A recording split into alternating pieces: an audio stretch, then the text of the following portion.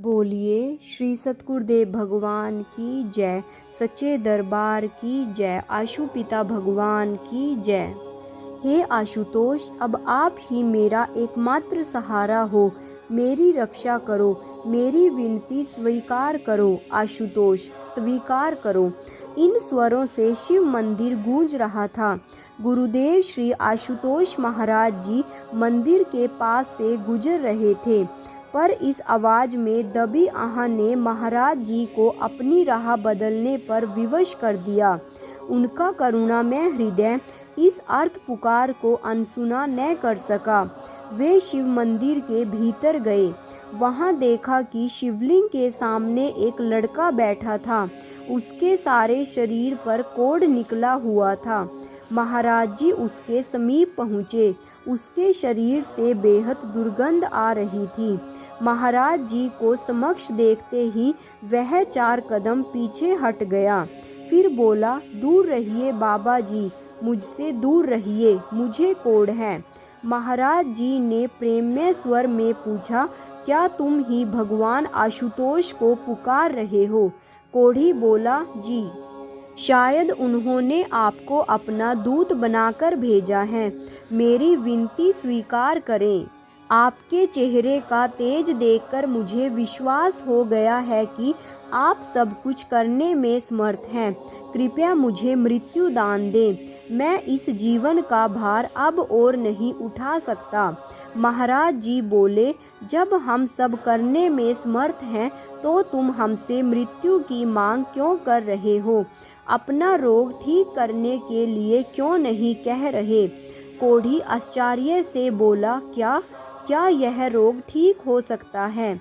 उसके लिए आप जो कहेंगे मैं करने को तैयार हूँ। महाराज जी बोले, तुम रहते कहाँ हो? कोढ़ी ने बताया कि घर वालों ने उसे निकाल दिया है, इसलिए इस मंदिर के पीछे पड़ा रहता हूँ। महाराज जी बोले, ठीक है, फिर इस शिवलिंग पर लोग जो बेलपत्र चढ़ाते हैं उन पत्तों को प्रतिदिन पीसकर पानी के साथ खा लिया करो।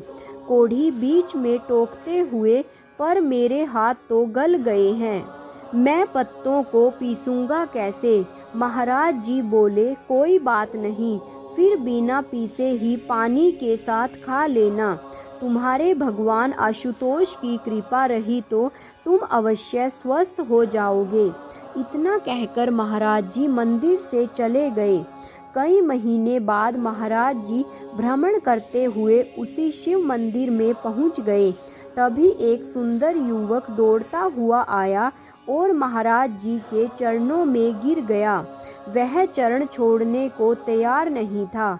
महाराज जी ने पूछा, अरे भाई, तुम कौन हो?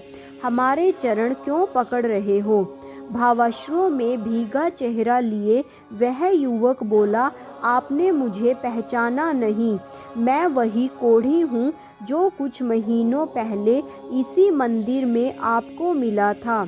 महाराज जी प्रसन्न मुद्रा में बोले, वाह, तुम तो पूरी तरह स्वस्थ हो गए। बहुत अच्छा है, पर तुम यहाँ क्यों हो? अपने घर क्यों नहीं लौटे? यह सुनते ही उस युवक की मुख मुद्रा बदल गई। दुख और क्रोध के मिले जुले भाव लिए वह बोला, क्यों जाऊं उनके पास? जब मुझे रोग हुआ तो सबने मुझे बेघर कर दिया। अब मेरा और उनका क्या रिश्ता?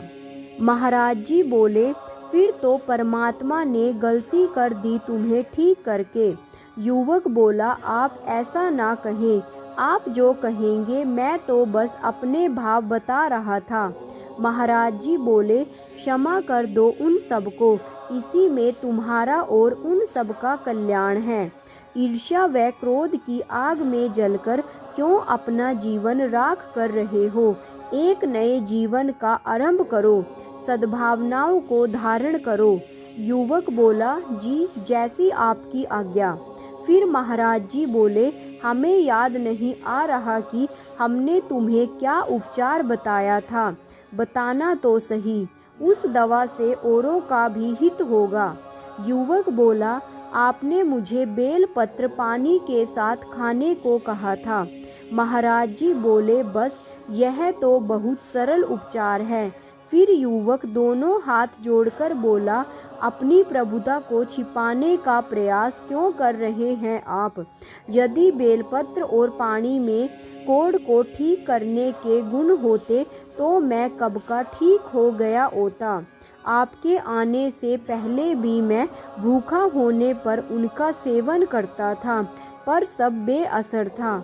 जब आपने कहा तो न जाने उन्हीं बेल पत्रों और पानी में कहाँ से औषधीय गुण प्रकट हो गए। कुछ ही दिनों तक उनका सेवन करने से मेरा कोढ़ ठीक हो गया। इसलिए मैं जानता हूँ कि असाध्य कोढ़ का उपचार बेल पत्रों से नहीं बल्कि आपके दिव्य वचनों के कृपामय प्रभाव ने किया है। और आप भगवान शिव के दूत नहीं स्वयं प्रभु आशुतोष हो।